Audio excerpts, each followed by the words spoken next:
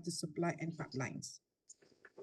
So again, I would like to stress again what is average velocity, because we have local velocity at that particular point, but however, it's going to be difficult to measure at each point in the pipe flow. So we are going to use the general average velocity. So this average velocity in a pipe flow, okay, due to the, we call it no slip conditions, the velocity at the wall of the pipe or ducts is zero here. This is the profile of the velocity, and the velocity adjacent to the wall is, we assume that is equal to zero. So we here, basically we put V average, but however, sometimes when the equation state V, it also mean, or it is referring to the V average. Sometimes some books may drop the subscript or convenience. So if it's V, then it is actually denoting the V average. So please keep in mind that the no slip condition will actually cause shear stress and friction along the pipe walls. So you may wondering what is actually the no slip condition. So I've insert some extra information on the definition of what is no slip condition. So no slip condition is stating that the velocity of a fluid at a solid boundary on the wall of the surface of the piping system, for example, is exactly equal to the velocity of the boundary itself. So if the wall is at stationary, so the fluid wall is equals to zero. But however, if the wall is moving, the fluid also actually match the wall velocity. So the relative velocity still will be zero. And just imagine a moving pipeline, a moving piping. The velocity at the wall of the pipe also moving together with the pipe. So in relatively, the velocity at wall will always equal to zero. Why does this happen? So due to the molecular interactions, so fluid molecule may stick to the solid surface because of this, we call it viscous effects and intermolecular forces like adhesion and so on. So in reality, experiment consistently show that the fluid does not slip past the boundary. So it means either it stays still or it moves together with the wall. So it is being proven by the experiment. So where we are going to apply all these so-called equations afterwards. So for example, in the pipe flow application, where this no slip condition matters, that it causes a velocity gradient or shear maximum velocity at the center line zero at the wall here. This is if you to draw the profile of velocity. This is the radial distance proportion, and then this is the velocity. So you can see that the velocity at wall here on the dotted red is equal to zero, but as it goes farther away from the wall, so the velocity actually will increase and it will achieve maximum in the middle, right? And then we this application also used in the aircraft design, where boundaries layers from form on airplane wings because of no slip affecting drags. And again, in the blood flow in arteries, where blood moves slower near arteries wall due to the, we call it this so-called no slip conditions. And also oil piping system, where engineers need to calculate the friction losses because of the fluid velocity at the wall is zero. Next, let us have a look on this, again, the velocity profile. So for this diagram, you can see that this is at the entrance of the piping. So actually the flow or the velocity profile is given as in this picture. So as it goes far away from the entrance, so it going to develop in parabolic shape. So at certain point, we call it that the flow is fully developed. So for incompressible flow, when I mention incompressible, it means that fluid or liquid where it does not change the velocity with time, with pressure and temperature. So in a constant diameter pipe, the mass flow rate is constant. So the average velocity remains constant along the pipe. So the key or the main equation is that m dot, remember m dot is the mass flow rate, equal to rho AB. Rho is density, A is the cross-sectional of this pipe, V is the velocity or the average velocity. Please note that sometimes we put V average, sometimes we put only V. This is also, this V also means V average. So here, for example, the application of the pump designed for fire suppression system to ensure the uniform flow through sprinkler pipings. So again, this is again we got what's this so-called, we call it continuity equation. M dot equals to rho V average times A equal to constant. So, right? Next, this is for the pipe which have constant diameter, right? And incompressible flow. So V average stays constant at the same down the pipe, even if the velocity change. Why? Why this V average does not change? Because of the conservation of mass. But let's say that we can have a different pipe diameter, right?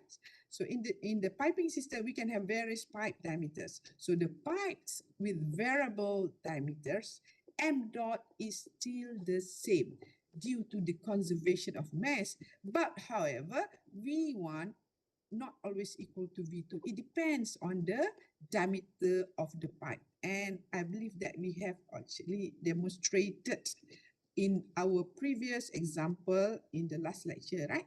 That whenever D is changed because of the mass is maintained or the mass flow rate is maintained, so the velocity is going to change. So if it's going to reduce here, the velocity will always increase to compensate or to make that the theory of mass flow rates actually constant throughout the flow regime, right?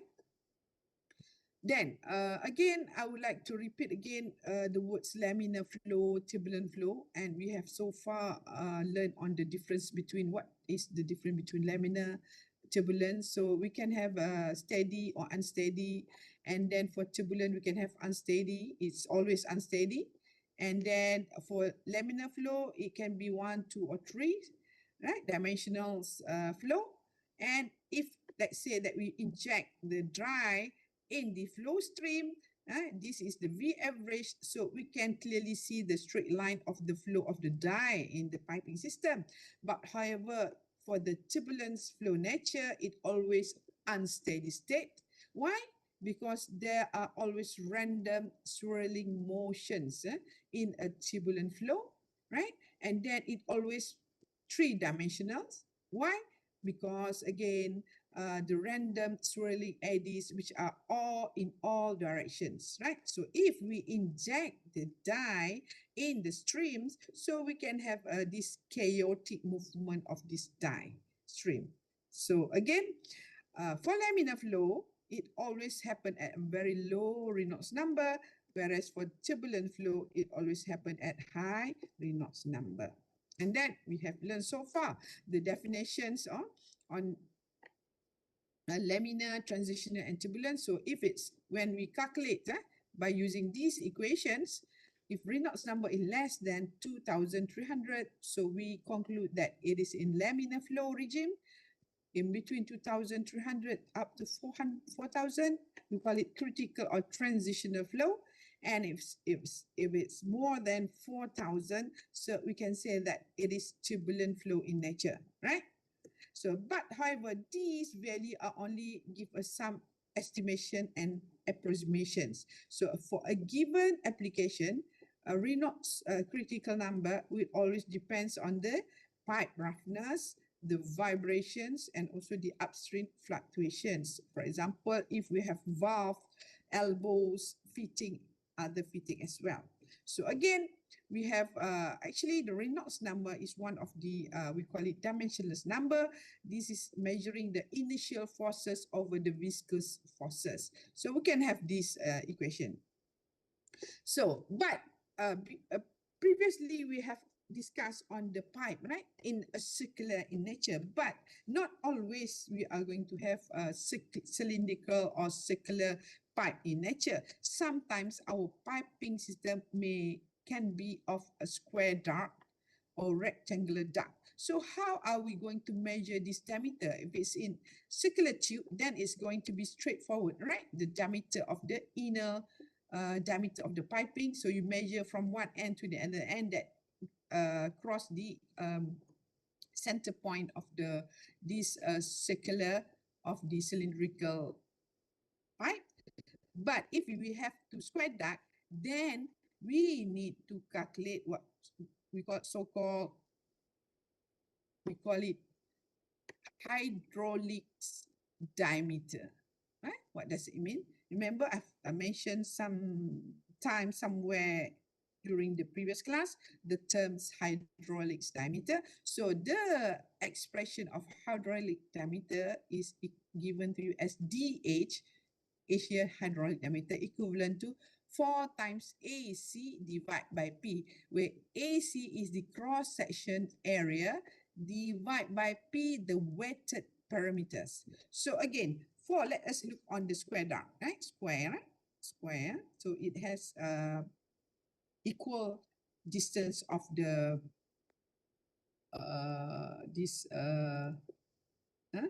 equal distance of the length of each side. So for the square duct, 4A2 is actually 4 times AC is A times A, right?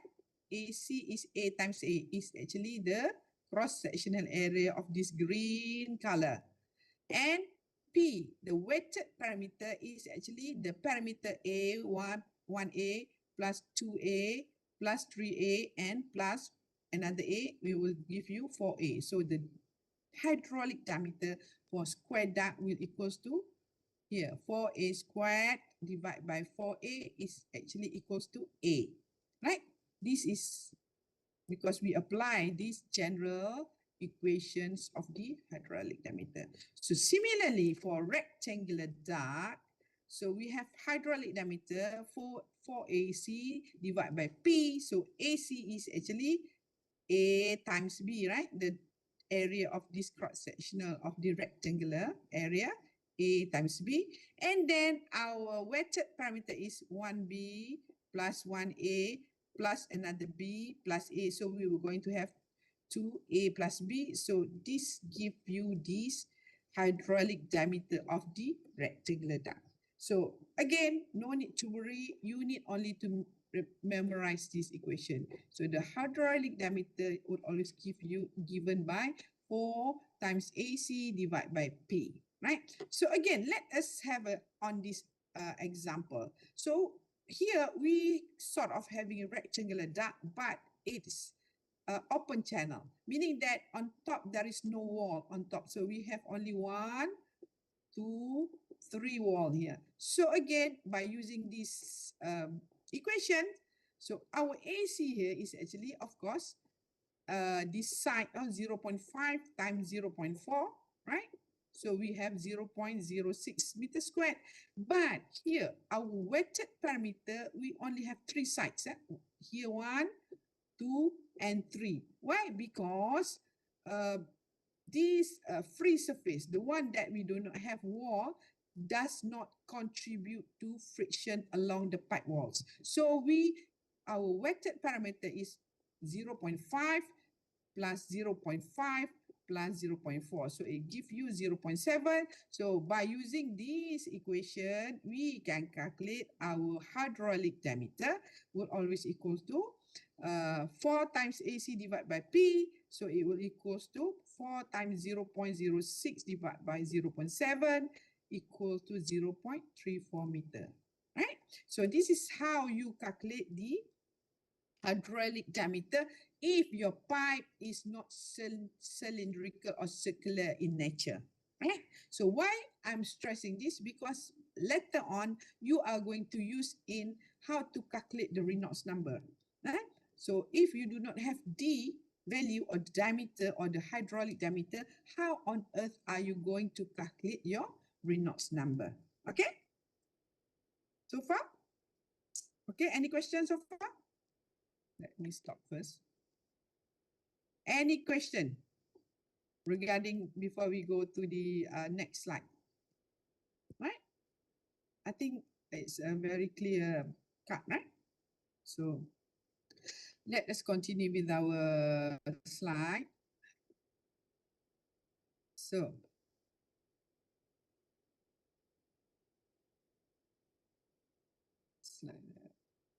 okay. So again, this just a repetition of the previous lecture. So there will always the effect of what we call it entrance regions. So let us consider a round pipe of diameter D. So the flow can be laminar or turbulent, of course. In either case, the profile developed downstream over several diameters called the entry length. So here, this is at the entrance, right? You can see that, you notice that the velocity profile at this point is like this. But as it goes far away from the entrance, so it's going to be what we call it until it reaches certain, we call it length, LH or entry length. So it's going to be, we call it fully developed flow, right? So in this fully developed pipings, so again, we can have laminar or turbulent flow, but there are some differences between laminar and turbulent in fully developed pipe flows. Why? Laminar, in laminar case, we can actually solve exactly or directly. The flow is very steady. The velocity is going to be parabolic in nature, and here, the effect of surface roughness is negligible and that's not important. For example, if you are using concrete pipe and then you have another pipe of stainless steel pipe, so if the flow is laminar, the behavior of the flowing fluid in both pipes are going to be the same. Why? Because in laminar flow, the effect of surface roughness is not important or negligible. But if we are going to have turbulent in nature, so of course the effect or the behavior of flow in both piping system will be different. Why? Because concrete will have different surface roughness value and stainless steel will have different surface roughness value. So here in turbulent nature, the surface roughness of the piping system always plays important roles in the behavior of the fluid flowing in the system. And so again, here, this is the shapes of the fully developed pipe flow in turbulence. So we cannot actually solve it exactly because it's too complicated, complex. So the flow is unsteady or 3D, it goes straight here on upward, downward, backward, and so on because of the nature of the complex movement. So the flow is unsteady and we have 3D swirling eddies. But however, the average velocity is always in this direction. So we call that the steady in the mean velocity. So the mean velocity profile is fuller. The shape is more like top hat profile. Compared to here, we call it parabolic nature. But in fully developed, if you can see the profile of the velocity is what we call it top hat profile. Dia macam topi, it's like a hat. It's more on a blunt shape compared to this parabolic nature in laminar flow, right? So here in turbulent flow, the pipe roughness is very important, where the V average is actually 85% of the U maximum. Whereas in laminar flow, the average is actually half of the U max, right? So no analytical solution, but we can have some good semi-empirical expression to actually estimate the velocity profile shape in this turbulent flow to fully develop pipe flow of turbulent nature. Right? So again, for a fully developed pipe flow, we're going to have, we call it wall shear stress, right? Remember, in a fully developed pipe flow, we have actually come up with this expression, tau is equal to mu times the change of velocity over the direction or radial directions. So mu is given as the viscosity of the fluids. It's a constant. Tau is actually the shear stress. So if we analyze the shape of the laminar versus the turbulent, we can see that tau is given, tau is the shear stress at the wall. You can see, if we can see that here, because tau is mu times du over dr. Du over dr is actually the slope here, right? We can see that the slope in the turbulent is not as slanting as the slope in laminar. That is why we get our shear stress in the turbulent would always larger than the shear stress for the laminar flow, right? So again, in a fully developed pipe flow, they will always have pressure drop effects. So there is a direct connection between the pressure drops in a pipe and shear stress at the wall. So let us consider a horizontal pipe. So it's fully developed and incompressible. So we have 0.1 here, right? And then we have 0.2 here. So this is your V average in this direction. So along with the wall, there will always be the shear stress, tau, the wall. Tau W is actually the shear stress at the wall. L is the length of the pipes. P is the pressure at 0.2. P1 is the pressure at 0.1. So again, we are going to apply this, we call it conservation mass of mass. We know that mass flow rate at 0.1 would always equal to mass flow rate at 0.2. So we can make this conclusion that V1 always equal to V2. Why? Because the diameter is constant, right? So, and on the conservation of momentum point of view, the summation of the sum of forces acting on the fluids is actually the summation of due to the gravitational force plus due to the pressure, force that is due to pressure, and then force due to the viscosity and others as well, equals to the change of velocity at 0.1 and 2. So if then we can write down this conservation of mass as this equation, right?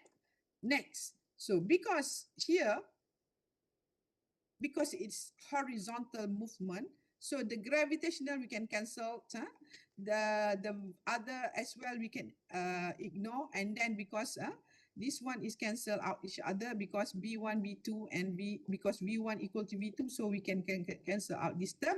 So we only left with this equation. So we manipulate the X momentum, X meaning that the momentum on the X direction reduced to this P minus P2 pi d squared over 4 equals to tau wall pi dl, or we can manipulate into this one, right?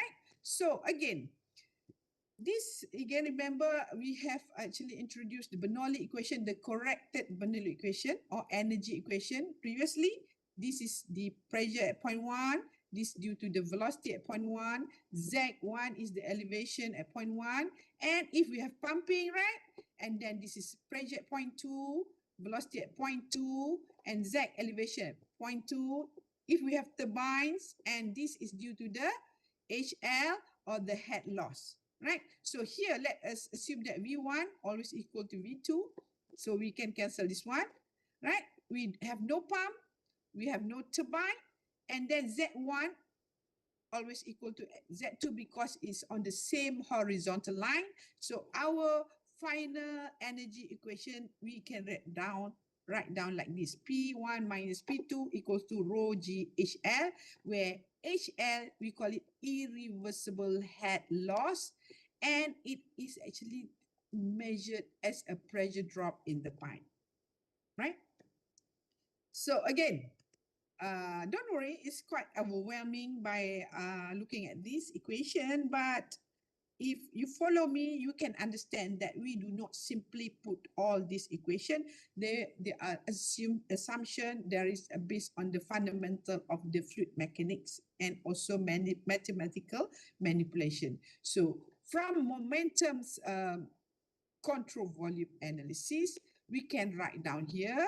And then from the energy control volume analysis, we can write down here. So this equation, we can equating of these two will give you this relationship.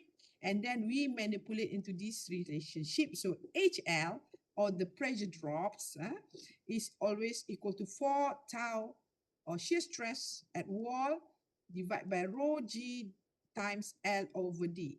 This is the ratio of length over diameter. So this equation is used to predict what we call head loss.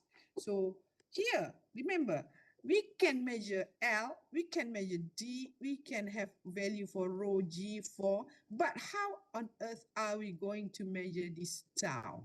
How?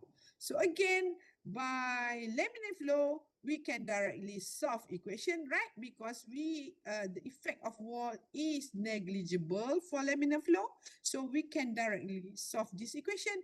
But however, remember I've mentioned that for the turbulent flow, we need to rely on empirical data or experiments, right? So here, where we can benefit from our dimensional analysis as well.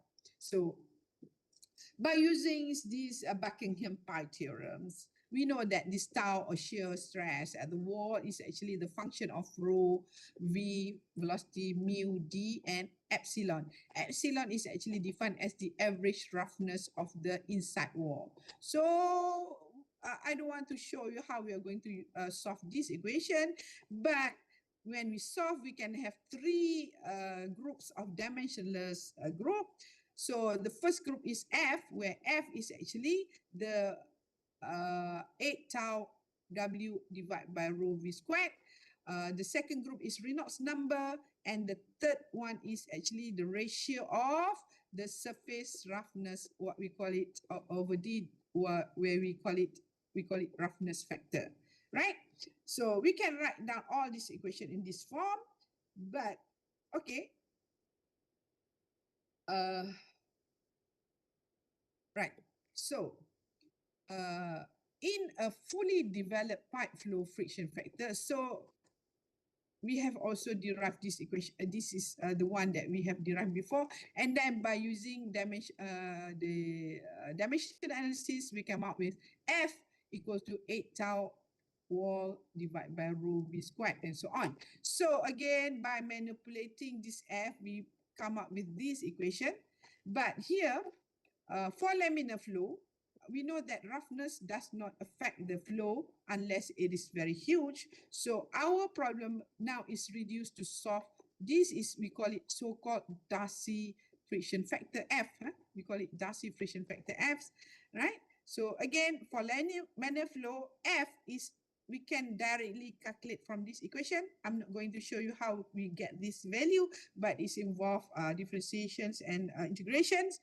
And for the turbulent flow, because it involves surface roughness, and we know that different pipe material, different diameter would give you different surface roughness over the value. So you can have a program to solve the equation for you, but previously they used to have this, what we call it, charts or empirical equations that they put everything in the charts, where we call it Moody charts, which is a very famous plot of F, the friction factor. F is the friction factor versus Reynolds number at different ratio of surface roughness. So this is, we call it Moody chart, right? So how are we going to read this Moody chart? So first, if you are given a problem, first is that you need to calculate what is the Reynolds number. Remember, you need to know what is D. If it's square dart, then you need to calculate the hydraulic diameter. But if it's cylindrical, you can straight away use D as it is. Then next, you need to know what is the surface roughness or the material. For example, glass, plastic. So this is surface roughness given by the supplier, manufacturer. It can be in feet or it can be in millimeter or centimeter or meter as well. So for example, we can have concrete, it's fall between 0.9 up to 9. For example, if it's cast iron, it can have a surface roughness of 0.26 millimeter and so on. So you need to calculate what is your epsilon over D. Remember, this line here is for a smooth pipe. So for a smooth pipe, the surface roughness is equal to 0. So this one is denote for the smooth pipe. But if you have different material, then you need to calculate different value of epsilon over D. Right? You need to calculate this one. So let's say that your R is 1 to the let's say your R value is 1 times 10 to the power of 5, which is turbulent or laminar flow?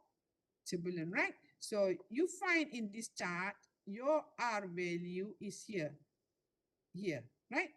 And then let's say that your epsilon over D here give you the value of, this is, let's say that 0 point here, right? So you just follow this line, 0.01, and then until, it reach this one. This is where it touch the Reynolds number, right? So this is where Reynolds number 1 to the power of 10 over 5, to the power of 5, and your epsilon over D give you 0.01. So then you can read on the left-hand side of the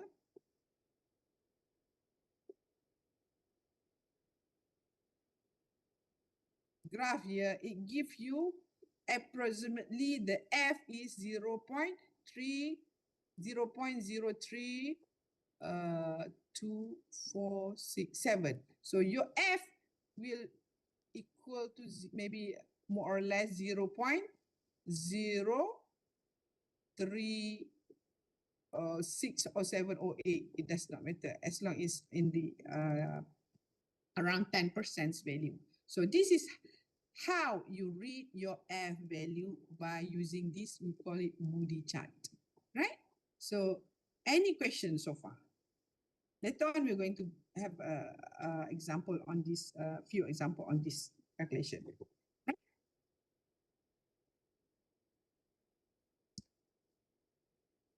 So this major loss that is due to the flow, we call it major loss. Kehilangan turus major, the major loss. Sometimes besides having this graph, we can also have this so-called, we call it Colebrook equation. It is actually curve fitting of the data. It gives you this value to actually estimate the F value. But nevertheless, both Moody charts and Colebrook equation are accurate to predict about 15% to the value because of the roughness, size, experimental error, curve fitting, and so on. So here we can at least predict up to 15%. There's some error about 15%. Okay. So this the pressure drop that is due to the surface roughness, we define it as what we call it major loss. Later on, we are going to have a look on what is, we call it minor losses. So again, remember, right? We have also minor losses, but I'm not going to touch here. I'm going to still have time because, okay, I think that I will take another 5 minutes, right? So again, what are the typical fluid flow problems that we are going to encounter. So basically in design and analysis of piping system, we always meet with these three type of problems. First, for example, you may need to determine what is the delta P or the pressure drops or the head loss when you have value L, D, or V. So this can be actually solved directly using Moody charts and Colebrook equation. But sometimes you are going to be given, you need to determine V when you are given L, D, delta P. And sometimes you need to determine D when you are given L, pressure drops, V, or flow rates. So type 2 and 3, this one, 2 and 3. So basically these two types, 2 and 3, are very common engineering design problem where you, for example, when you need to select a pipe diameter to minimize constructions and pumping costs, for example. But however, in this problem 2 and 3 is not a direct calculation.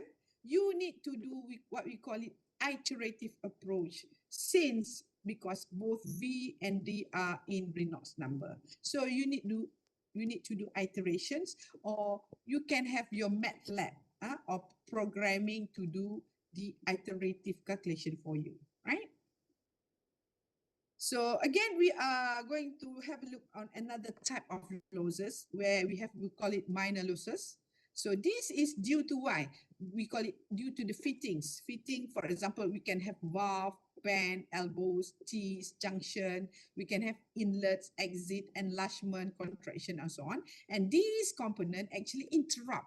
It will actually hinder the smoothness of the flow of the fluid, and it causes additional losses because of the flow separation and mixing. So we introduce a relation for the minor losses that relate to this component in this equation. So HL equal to KL V squared over 2G. So KL is the loss coefficient. So if it's fitting in valve, then you use KL for valve. If it's band, you use KL for band, and so on. It's different for each component and is assumed to be independent of Reynolds number. So regardless of Reynolds number, this KL is constant based on the type of the fitting, and basically is going to be provided by the manufacturer or in a generic table. So again, for example here, right, we have sudden contractions, right? So our KL is equal to 0.8, or we have sharp edge KL 0.5, or we have pipe exit sudden and enlargement. So KL is equal to infinity. And then if we have sudden enlargement at certain angle, we can have KL at this value. And then if we have bands, branches, we can have KL at this one. And then if we have U-turns, right? Or we can have 90% sharp bands, we can have T-junction like this, and so on. So it depends on the type of the fittings. So you don't worry. If I were to ask you, I will provide this KL value for you. So again, or we can have this kind of table, right? Forget valve. If we have valve, then KL value will be different. We have plug this, butterfly valve, elbows, and whatnot. So you will have your own KL here, right? So basically, I would like to conclude that the total head loss in the fluids flow in the pipe is comprising of two parts. One is due to the piping system, major loss, plus due to the minor loss. So the major loss is due to the viscous effect or the viscosity effect or the type on the flow of the fluid on the pipe itself. So the surface roughness will actually play important part in this major loss. The diameter, the length of the pipes, and the type of the pipe itself will contribute to this HL, or we call it major loss. And for the minor loss, we can have pipings, we can have valve, we can have T-junction, elbow, and whatnot. So it gives you the minor loss. So the overall or the total head loss in the piping is actually the summation of the major loss plus this the minor loss, or we can write down into these equations. HL is actually summation of I, Fi, Li, Di, Bi squared over 2G plus U. Why does it I? Because in the piping system, we can have various diameter, right? So we can have a first diameter, the calculation for the first diameter 10 centimeter, for example. Then we need to add up for the head loss due to the diameter of the pipes 20 centimeter, and then we need to add up the head loss due to the pipe that is 10 millimeter 10 centimeter but is of different material. And then we have a pipe the head loss due to the minor, which is for example for T-junction. So if you have 10 T-junction, you need to multiply with the 10, and then you have 10 bands. You need to multiply the head loss to the band times 10 and so on. So we can have these, we call it so the generic equation for the total head loss due to the major plus the minor head loss, right? But if the piping system has constant diameter, we can reduce the equation into this one, right? Because the diameter is constant, right? So again, in summary, the calculation of head loss or energy losses, we can have head loss or energy. Actually, head loss is energy losses, right? So in general, when a fluid is flowing through a pipe, the fluid experiences some resistance due to the some energy or head loss. So the energy loss can be from major losses, that is loss of the head due to the pipe frictions and to viscous dissipation in flowing water or fluid. And then again, plus with the minor losses that is due to the change of the velocity of the flowing fluid in the magnitude or in direction as it moves through fitting like valve, teeth, bands, and reducer, and so on. So the summary is that all this piping or the flow in the pipes actually follow the conservation of mass that actually govern the behavior of the flow in the pipes. And the pressure drop is actually related to the shear stress and frictions. And friction factor would always depends on the flow regimes, whether it's laminar or turbulence and pipe roughness. And we need to have a proper calculation to ensure efficient and safe pipe system design. So I've summarized with you the key equation in this topic where we can have continuity or mass conservation. We can have Reynolds number equation. This is the so-called Darcy-Weisbach equation that is due to the major loss. And then we have these pressure drops, delta P equal to rho Ga HL that link to the head loss to the pressure. And then we can have friction factor. This is for the laminar, right? And then we can have a friction factor for the turbulence that we are going to refer to Moody charts. And then we have another losses that is due to the fitting where we call it minor losses, right? So this KL count can be referred to the table, right? So again, remember, it's important for you to calculate the hydraulic diameter if it's the pipe is non-circular section. And then we can, how you're going to use Moody chart or Holbrook equations, and then you calculate the total head loss. So I think that we are going to discuss next class, next week on the few examples in these topics. So again, so far, any questions regarding these topics? Don't worry, we are going to have a lot more equations, example in our discussions in after the break as well. So far, any questions? Any questions? Jiamin, any questions? Jiamin? I just read your name in this. Jia Jun, Weili, what else? Eleni, No, Afika, right? We have Esther, Shuhan, Amira, Siti Aisha. Okay? Okay, no problem. Okay, good. So I'm going to share this slide afterwards. I'm also going to share the attendance, the barcode. But remember, please remember, we are going to have face-to-face class next week, and we are going to discuss various examples on this topic. And then please remember that we are going to have our test on 8th of 8th of May. Saya dah bagi announcement. Sini. Okay.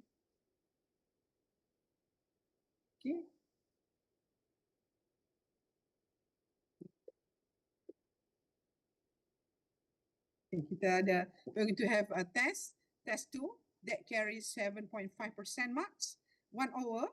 So it's going to be 30 to 40 questions, MCQ, and the date is 8th of May.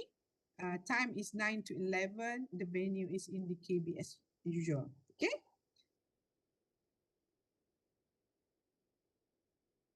Then,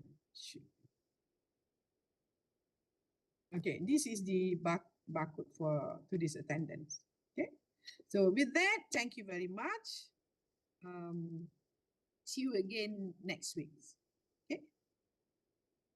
Assalamualaikum and good afternoon.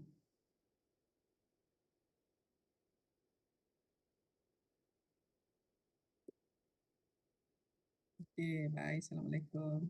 Thank you. Welcome. You're most welcome. Doktor, Yes, yes. maaf ganggu doktor, nak tanya. Untuk test chapter apa je maksudnya doktor? Okay, the test going to be up to next week's lecture. Actually, today's lecture, but next week we are going to discuss the example. Okay, I'm answering your questions. So make sure that you attend next week's class. Okay. Okey, baik doktor. Terima kasih. Sama. Assalamualaikum.